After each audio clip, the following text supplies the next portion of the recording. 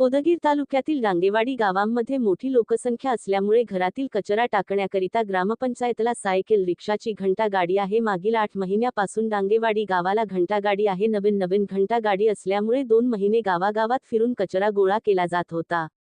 नंतर काय बिघा झाली माहीत नाही। घंटा गाडी मागील 6 महिन्यापासून डांगेवाडीच्या ग्रामपंचायत सेवकाच्या घरासमोर बंद अवस्थेत उभी आहे। ग्रामपंचायतीच्या कारभाराबाबत नाराजी व्यक्त केली जात आहे।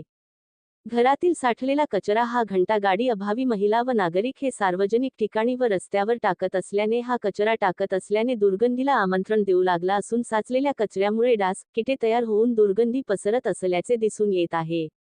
त्यामुळे ग्रामपंचायत प्रशासनाने या गंभीर समस्येची दखल घेत घंटा गाडी त्वरित सुरू करावी अशी मागणी सध्या केली जोर धरत आहे।